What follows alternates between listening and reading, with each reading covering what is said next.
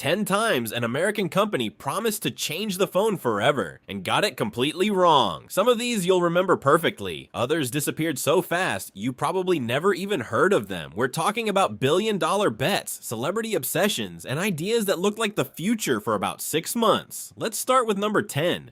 Number 10. Motorola ROKR 2005. Before the iPhone ever existed, Apple made a decision that, in hindsight, looks almost impossible to imagine. It partnered with another company to bring the iPhone to life. That company was Motorola, and the result was the ROKR. Steve Jobs introduced it himself on an Apple stage, calling it the first phone with iTunes built in. The idea was simple. Combine Motorola's phone hardware with Apple's music software, and you'd get the best of both worlds. Instead, they got the worst of both. The ROKR could only hold 100 songs, no matter how much storage the phone actually had. Transferring music over USB was painfully slow. The interface felt like two completely different products stitched together, because that's exactly what it was. Reviewers tore it apart almost immediately, and inside Apple, the failure of the ROKR became a turning point. Steve Jobs reportedly walked away from that experience, convinced that Apple could never again trust another company to build the hardware for its vision.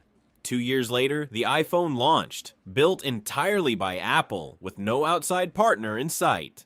Number 9. Motorola Atrix Lapdock 2011. The Motorola Atrix deserves more credit than it usually gets. It was the first Android phone ever to include a fingerprint scanner tucked away on the top edge, years before that became standard on every phone. But the boldest idea wasn't the fingerprint reader, it was the Lapdock. This was a laptop shell with a screen and a keyboard, but no processor of its own. You slid the Atrix into a dock at the back, and the phone alone powered an entire desktop-style computing experience, running a customized version of Linux called WebTop. In theory, your phone became your only computer. It's the same dream that would later inspire things like Samsung DeX. But in 2011, the technology simply wasn't ready. The processor was too slow to feel like a real desktop. The software was buggy, and the Lapdock itself was expensive, often costing almost as much as the phone. A little over a year later, Motorola quietly discontinued the entire WebTop and Lapdock line, admitting in their own words that, quote, adoption wasn't strong enough. Number 8. Google Project Ara 2013 to 2016. Project Ara might be the most ambitious idea on this entire list. The concept was simple to explain, but revolutionary in practice. A smartphone built entirely out of swappable modules like building blocks. Want a better camera? Snap in a camera module, battery dying too fast halfway through the day. Snap in a bigger battery module and sacrifice something you don't use as much, like the speaker. Google announced the project in 2013, and it captured the imagination of the entire tech industry. This was supposed to be the end of throwing away your whole phone just because one part broke or felt outdated. For 3 years, Google worked on prototypes, developer conferences, and public demonstrations, but turning a phone into true Lego-style hardware, with modules from potentially different manufacturers, running reliably and safely, turned out to be far harder than the concept video made it look.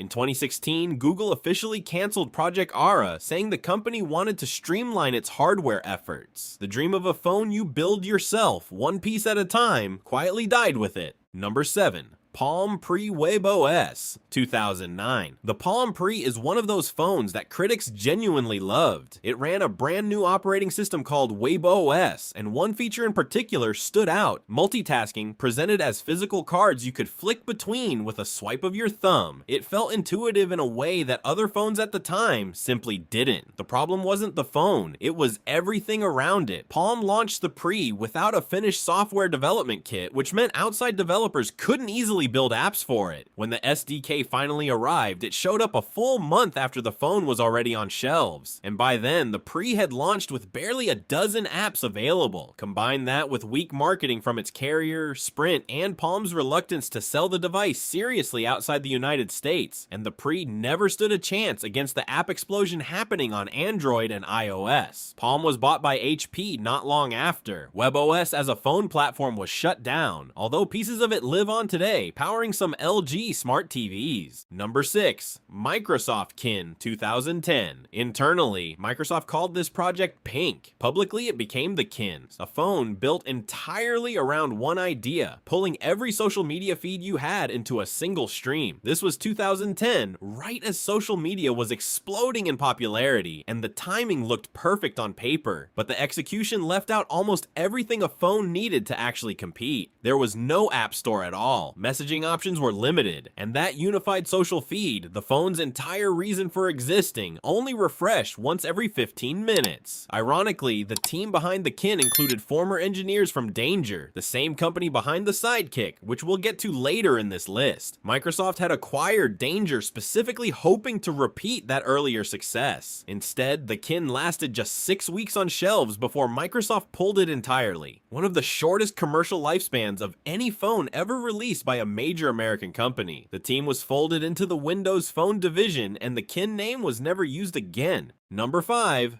Essential Phone 2017, when Andy Rubin, the man who literally created Android, announced his own phone company, the entire tech industry paid attention. The result was the Essential Phone, and from a design standpoint, it really was ahead of its time. It was the first phone to bring the display notch to the mainstream, the small cutout at the top of the screen to fit the camera. The same design choice Apple would make famous on the iPhone X just months later. Instead of aluminum and plastic, Essential built the phone out of titanium and ceramic, materials almost no other phone maker was using at that price point. Reviewers respected it, but respect doesn't always translate into sales, and the Essential Phone struggled in an Android market already dominated by a handful of giants. Without an existing customer base or a major carrier relationship, Essential simply couldn't build the momentum it needed. The company shut down in 2020, just 3 years after launch, remembered today more for what it got right in design than for how it performed in the market. Number 4. Moto Mods 2016 to 2019. After Project Ara collapsed, Motorola decided to prove that modular phones could actually work, just with a smaller, more realistic version of the idea. With the Moto Z series, Motorola built a 16-pin magnetic connector into the back of the phone. Snap on a Moto Mod, and you could instantly add a professional camera lens developed with Hasselblad, a mini projector you could point at any wall, or an extra battery pack to double your phone's life. Unlike Project Ara, this wasn't a concept video.